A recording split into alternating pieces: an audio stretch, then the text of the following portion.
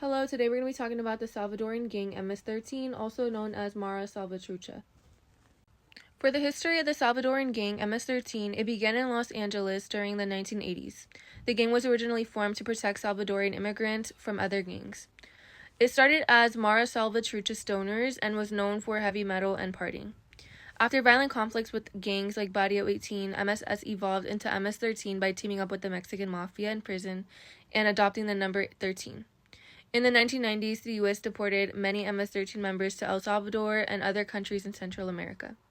These places didn't have strong governments to control them, so the gang grew quickly. MS-13 built networks, recruited new members, and even operated from inside prisons. Some members used satanic symbols, though not all believed in them. More recently, in 2016, El Salvador began cracking down on MS-13. Reports said the government may have secretly made deals with the gang to reduce violence. During COVID-19, MS-13 acted like local authorities in poor areas. In 2022, the gang killed 87 people in one weekend, leading to a major response. In 2025, Donald Trump signed an executive order to label MS-13 a foreign terrorist organization, showing how serious the threat has become. MS-13 is known for having very strict internal rules. Members are expected to show complete loyalty and discipline to the gang. When it comes to allies and enemies, MS-13 doesn't really have any allies. One of their biggest enemies is the 18th Street Gang, also known as Barrio 18. The rivalry between MS-13 and Barrio 18 has led to a lot of violence as both gangs fight for power and territory.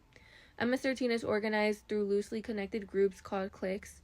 Each clique operates independently with its own rules and leaders, so there isn't one main boss running everything. Inside each clique, there's usually a leadership structure. Leaders are often called shot callers or palabreros, which means the ones who have the final say. Activities. Aside from drug dealing, what do they specialize in? Members partake in additional criminal activity including alien smuggling, weapons trafficking, assault, homicide, rape, kidnapping, identification theft, home invasions, carjackings, prostitution, robbery, and vandalism. Another one is money laundering, auto theft and resales, shell companies, and property loan sharking small businesses. How and what activities cross international borders? Mara Salvatrucha members are involved in carjackings of narcotics, primarily cocaine and marijuana, into the United States, as well as transportation and distribution of illegal drugs throughout the U.S. The gang is engaged in the trafficking of stolen vehicles from U.S. to Central America.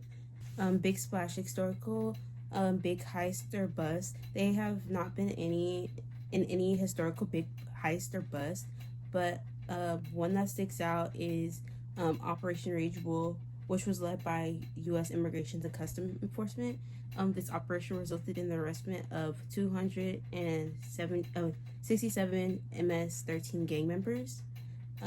Targeting of MS-13 gang leadership.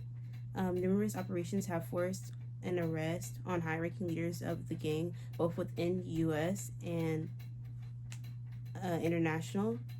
An example was the arrest of Francisco Javier Roman Barrios, an illegal senior leader on the FBI's 10 most wanted list, who was extradited from Mexico.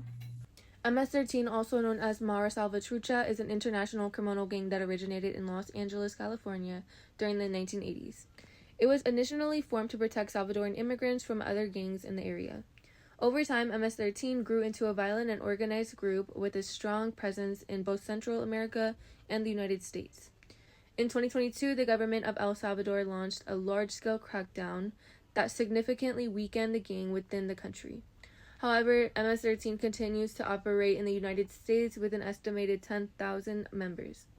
Although its power has been reduced in El Salvador, the gang remains active and is still considered a serious threat in various regions. Different lines, we chose to talk about ICE, the United States Immigration.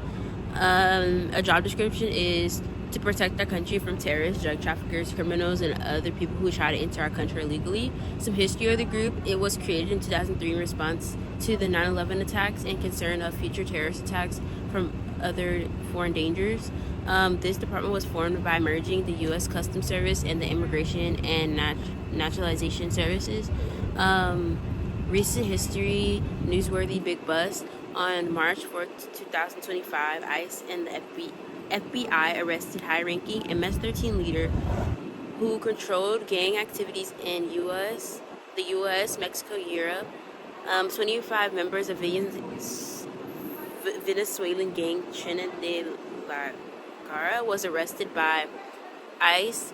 In total, there were 969 arrested, including convicted members of MS-13.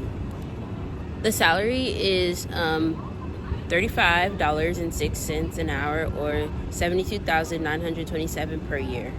Requirements for employment: entry-level ICE agents must possess a bachelor's degree at minimum.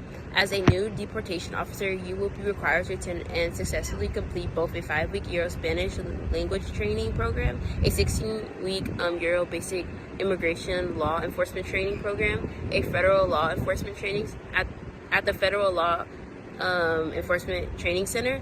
How and where is these groups interacting with criminal activity? ICE investigation crime on a global level, particularly investigating transnational crime organizations and the illegal transportation of goods, people, and contraband through the borders of the U.S. ICE also contributes to investigations on exploitation such as human trafficking, child exploitation, and scams against communities who are vulnerable to financial fraud. Solutions and recommendations: report gang activity.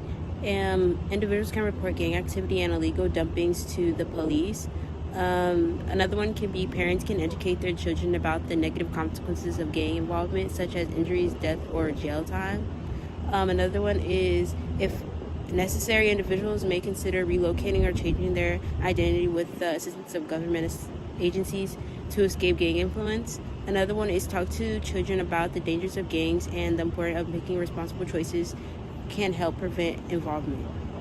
One answer question we have is, what changes can be made in these neighborhoods that can help these children not be led down the path of gang violence?